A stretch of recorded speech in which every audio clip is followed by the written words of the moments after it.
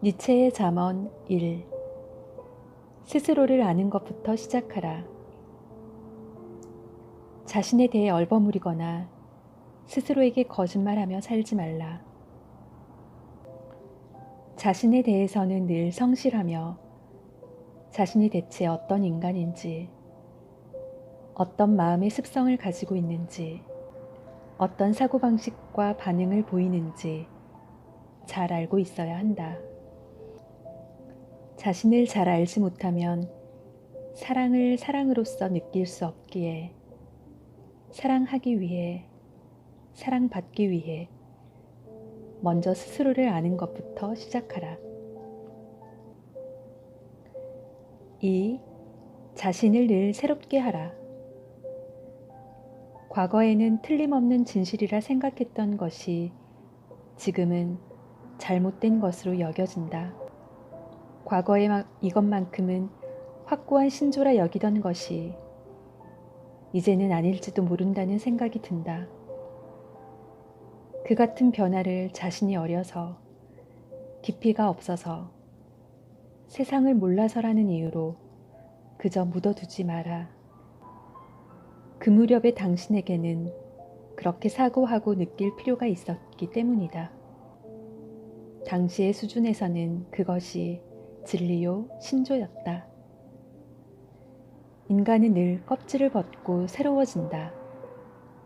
그리고 항상 새로운 생을 향해 나아간다.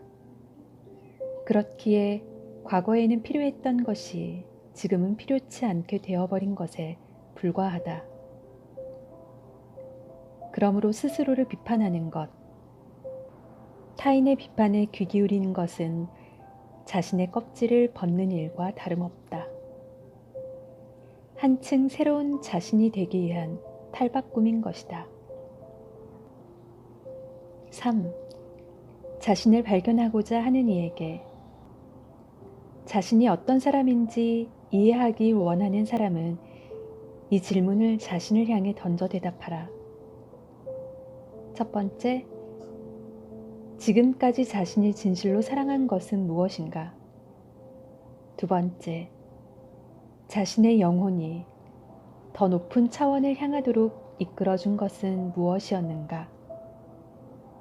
세 번째, 무엇이 자신의 마음을 가득 채우고 기쁨을 안겨주었는가?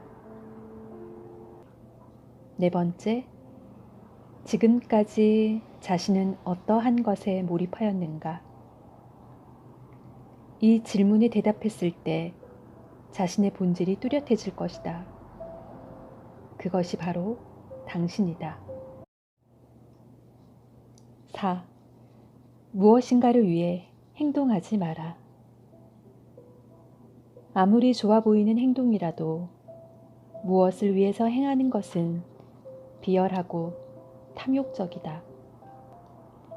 누구를 위해서든 어떤 일을 위해서든 그것이 실패했을 때에는 상대 혹은 상황, 그 어떤 것의 탓으로 돌리려는 마음이 생기고 순조롭게 진행되었을 때에는 자신의 실력 덕분이었다는 자만심이 싹트기에 그렇기 때문에 진정으로 자신을 위해서만 행동해야 한다. 5. 여전히 기쁨은 부족하다. 더 기뻐하라. 웃어라. 마음이 이끄는 대로 어린아이처럼 기뻐하라. 기뻐하라.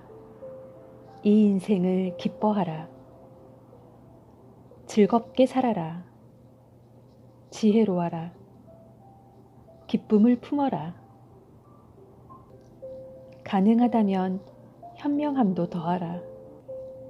그리고 마음에는 언제나 기쁨을 간직하도록 하라. 이것이야말로 인생에서 가장 소중한 것이기 때문이다.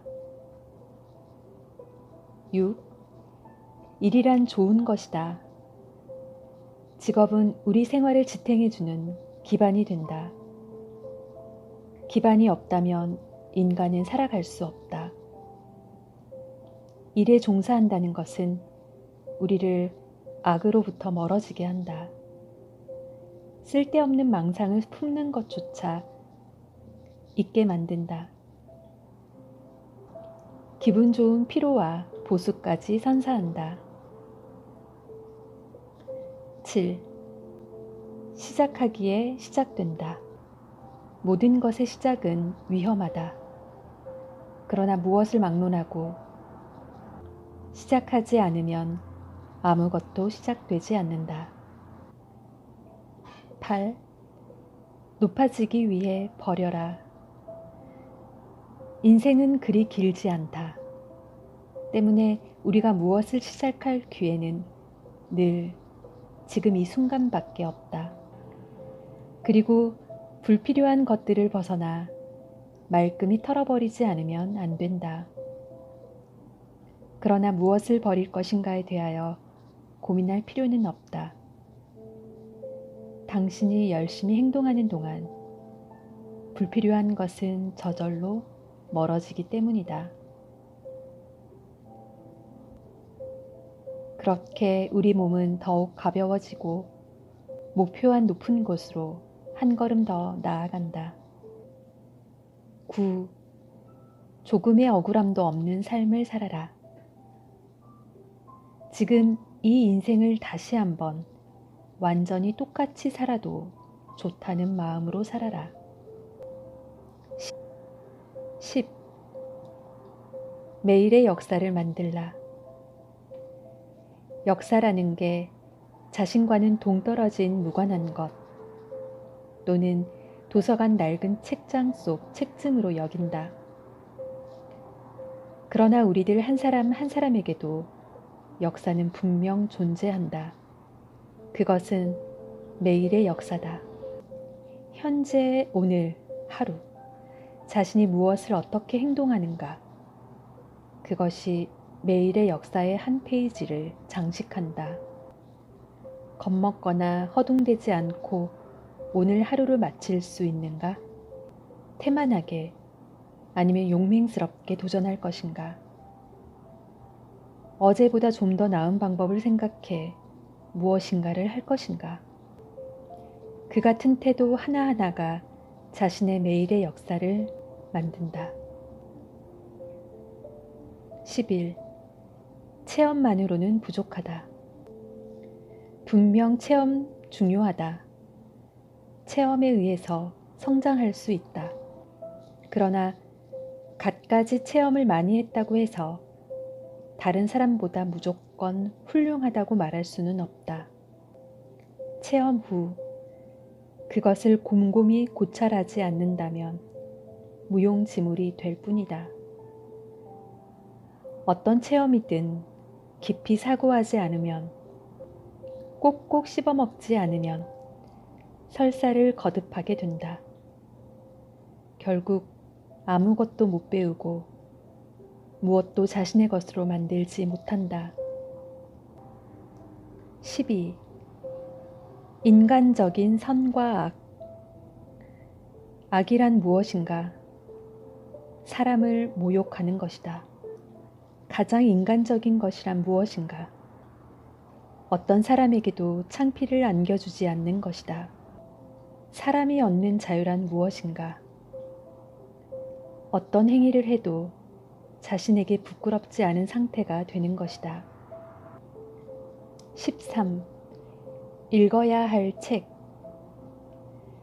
읽기 전과 읽기 후 세상이 완전히 달리 보이는 책. 우리를 이 세상의 저편으로 데려다주는 책.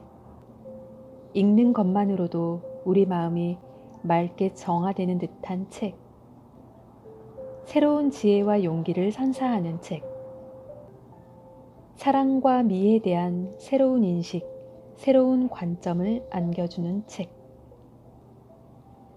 14. 고전을 읽는 이유. 특히 고전은 자양분으로 충만해 있다. 옛 서적을 읽는 것으로 지금의 시대에서 멀리 날아갈 수 있으며 완전 낯선 외국의 세계로 갈 수도 있다. 그런 뒤 다시 현실로 돌아왔을 때 무슨 일이 일어날까? 현대의 전체적인 모습이 지금까지보다 더욱 선명해 보인다. 이렇게 새로운 시점으로, 새로운 방법으로 현대를 접할 수 있게 된다. 막다른 길에 서 있다고 느낄 때 읽는 고전은 지성의 고향의 특효약이다. 15. 자신의 철학을 가지지 마라.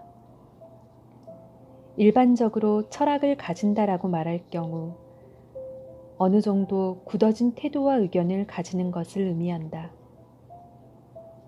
그러나 그것은 자신을 획일화 하도록 만든다.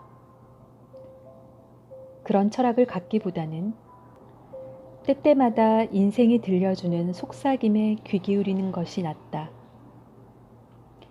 그 편이 일이나 생활의 본질을 명료하게 볼 수 있기 때문이다. 그것이야말로 바로 철학하는 것이다. 16. 철저하게 체험하라. 공부와 책 읽기만으로는 현명해질 수 없다.